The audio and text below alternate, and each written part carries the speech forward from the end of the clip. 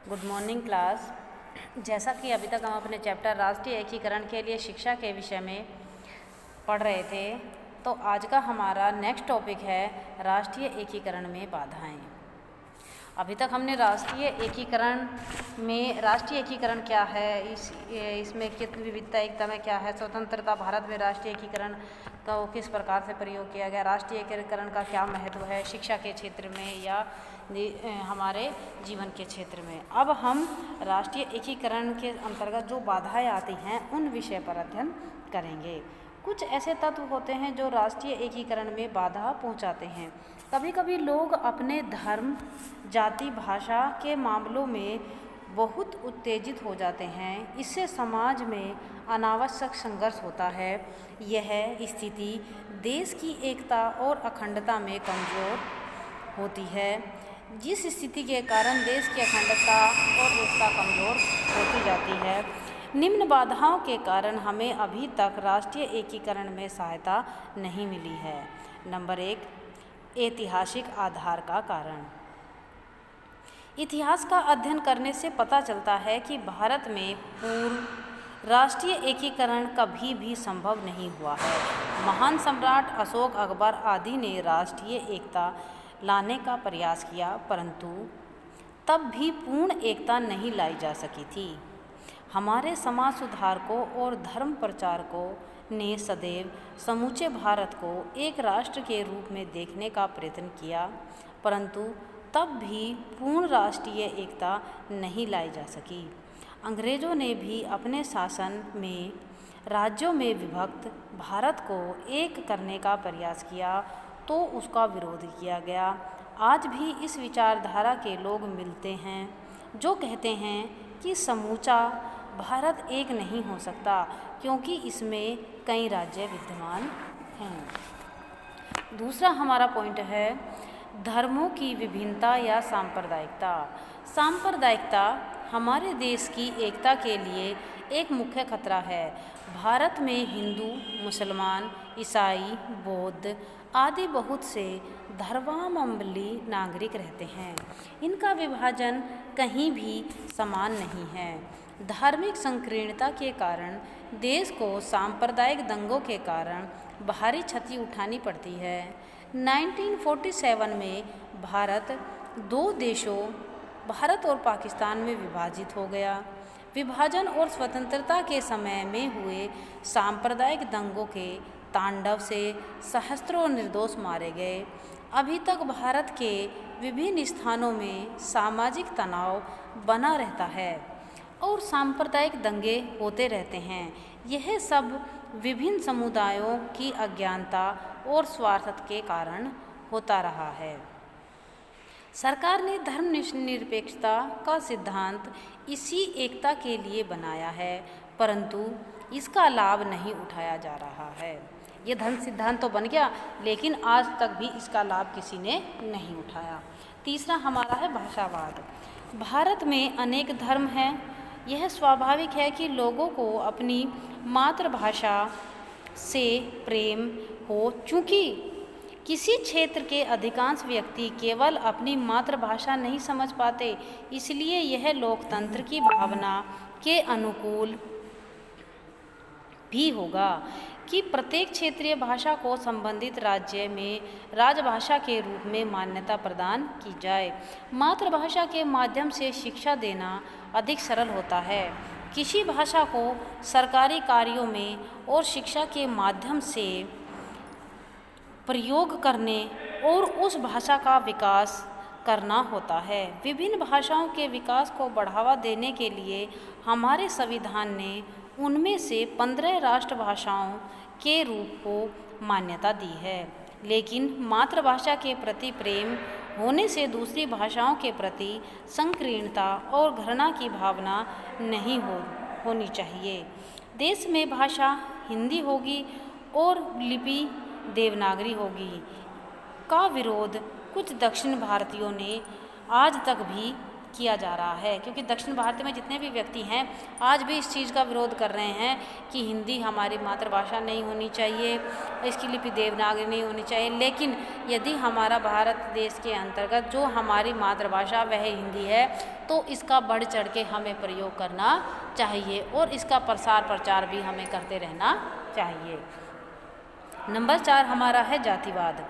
जाति भावना हमारे देश की एकता को कमज़ोर करती है।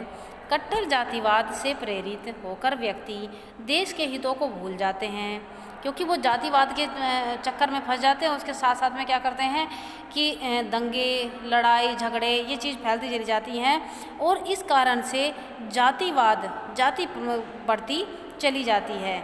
अपने जातिगत हितों के लिए प्रयास करते पदों पर नियुक्ति और शिक्षण संस्थाओं में प्रवेश कार्य भी कभी कभी जातिवाद के आधार पर किए जाते हैं। कुछ ऐसे लोग भी हैं जो अपनी जाति के अलावा किसी दूसरी जाति के व्यक्ति से मिलना पसंद नहीं करते, क्योंकि कुछ लोगों की ऐसी भावनाएं रहती है कि हमारी जाति का तो है नहीं तो हम इससे बात क्यों करें, हम इसका एडमिशन क्यों लें, हम इसे अपनी शिक्षण संस्था में पढ़ाने के लिए क्यों कहें, क्योंकि हम तो जैन हैं, हम बौद्ध हैं, हम हिंदू हैं, हम मुस्लिम हैं। तो इस कारण से हम अपने ही संप्रदाय या अपनी ही जाति के लोगों को हम महत्ता देंगे। तो इस कारण से कभी कभी क्या होता है कि कुछ लोगों के साथ मिसबिहेव किया जाता है।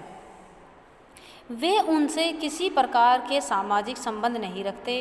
कुछ व्यक्ति निर्वाचन में मतदान करते समय भी जातीय भावना से प्रभावित हो जाते हैं। जातिवाद के भ्रम में फंसकर लोग राष्ट्रहित और मानव को भूल जाते हैं। जीवन के कई क्षेत्रों में केवल एक ही जाति के लोगों का प्रभुत्व पाया जाता है। यदि जातिवाद को इतनी अधिक प्रधानता दी जाती रहेगी तो हमारा देश खंड खंड में बंट जाएगा। यह राष्ट्रीय एकता और अखंडता के लिए कुछ कम खतरे की बात नहीं है। 5वां हमारा नंबर है सांस्कृतिक विभिन्नता। कुछ ऐसे नासमझ असामाजिक तत्व हमारे देश में पाए जाते हैं जो संस्कृति के नाम पर राष्ट्र को एक नहीं देखना चाहते। उनका कहना है कि भारत की संस्कृति कोई भी स्वतंत्रता या स्वतंत्र संस्कृति हमारी नहीं मानी है।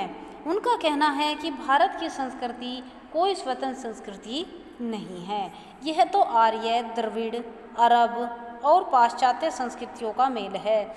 जैसे सभी नदियाँ अंत में नदियाँ न रहकर समुद्र ही बन जाती हैं, वैसे ही सब संस्कृतियाँ एक ही भारतीय संस्कृति का स्वरूप ग्रहण कर चुकी हैं। इन्हें भारतीय संस्कृति में आस्था नहीं रखनी। और कुछ व्यक्ति ऐसे होते हैं कि जो भारतीय संस्कृति में आस्था रखते हैं। इससे यदि हम देखें तो हमें अपनी संस्कृति में आस्था रखनी चाहिए, क्योंकि हमारी संस्कृति में आस्था रहेगी तभी हम अपने संस्कार संबंधी कार्य को कर पाएंगे, तभी हम राष्ट्रीय एकीकरण में सफल हो सकते हैं। भारतीय संस्कृति में स्वतंत्र अस्तित्व की पहचान यही है कि एक भारतीय विश्व के किसी भी कोने में चला जाए उसे भारतीय नागरिक के रूप में तुरंत पहचान लिया जाएगा। 6वां नंबर हमारा है आर्थिक असमानताएं। हमारे देश में आर्थिक असमानताएं इतनी अधिक हैं कि अमीर और गरीब के बीच की गहराई और उनके बीच की बनी हुई खाई एक ऐसी बन गई है कि जिसके कारण एक ऐसा वर्ग भेद पैदा हो गया है कि एक वर्ग को पेट भर भोजन नहीं मिलता तो दूसरा वर्ग विलासतापूर्ण जीवन जी रहा है और दोनों ही राष्ट्र के लिए कोई काम नहीं करते। हमारे यहाँ ब्रिटिश कालीन रवैया अपनाया गया और इसी रवैये को अपनाकर अमीर गरीब में भेद बढ़ा दिया गया। नंबर 7 हमारा पॉइंट है विशिष्ट राजनीतिक गुटबंदी। विशिष्ट राजनीतिक गुटबंदी के अंदर भारत में विभिन्न राजनीतिक दल हैं जो चुनाव के समय इस प्रकार उछल कूद मचाते हैं कि जैसे बरसात में मेंढक। कुछ राजनीतिक दल केवल विघटन करने का कर्तव्य निभाते हैं और राष्ट्रीय एकीकरण की जड़ काटते हैं। हमारे यहाँ जितने भी राजनीतिक दल हैं वे अपनी अपनी विचारधाराओं के प्रति ही आह्वान करते हैं। दूसरों की विचारधाराओं का विरोध करके वे राष्ट्र के प्रगति में बाधा उत्पन्न करते हैं और राष्ट्र की प्रगति और एकता को बाधक रूप से सिद्ध कर देते हैं कि इसमें राष्ट्रीय दूसरी विचारधाराओं का विरोध कर करके वे राष्ट्र की प्रगति और एकता में बाधक सिद्ध होने लगते हैं, वो बाधाएं उत्पन्न करने लगते हैं। 8वां नंबर हमारा है कुशल नेताओं का अभाव। राष्ट्रीय एकीकरण के लिए कुशल नेता होना चाहिए। कुशल नेता वही है जो राष्ट्र की विघटनकारी शक्तियों का दमन करके जनता को एकता के मार्ग पे लाता है। वह समूचे राष्ट्र के लिए और राष्ट्र के हित के लिए जनता का नेतृत्व करता है। वह अपने हित को छोड़कर राष्ट्र को सर्वोपरि मानने लगता है और यदि वह राष्ट्र को सर्वोपरि मानेगा तभी हम उसे कुशल नेता के रूप में जानेंगे। नंबर 9 हमारा है उपयुक्त शिक्षा का अभाव। हमारे देश की शिक्षा व्यवस्था मूलतः ब्रिटिश प्रणाली पर आधारित है जो देश के लिए कुशल नागरिक तैयार करती है और स्वतंत्र भारत की आवश्यकता को पूरा नहीं करती। शिक्षा का स्वरूप बदलना चाहिए जिससे विद्यार्थी राष्ट्र मुक्त सुयोग्य बन सके। स्कूलों में क्षेत्रीय नेताओं का अध्ययन कराया जाए जिसके कारण अन्य क्षेत्रों, धर्मों तथा समाज के नेताओं का अध्ययन उन्हें नहीं कराया जाता। राष्ट्रीय नेताओं का जीवन चरित्र भारतीय बालकों के लिए एक प्रेरणा का स्रोत होना चाहिए। इस कारण से हम देखते हैं कि राष्ट्रीय एकीकरण में जो बाधाएं आती हैं जिनके कारण हम राष्ट्रीय एकता को बनाए नहीं रखते, इन बाधाओं को दूर करने के लिए हमें इन तथ्यों को अपनाना चाहिए। इन तथ्यों को अपना करके ही हम एक अच्छे राष्ट्र का निर्माण कर सकते हैं। अब नेक्स्ट हमारा पॉइंट रहेगा राष्ट्रीय एकीकरण में सहायक शक्तियाँ। इसके विषय पर चर्चा हम कल करेंगे।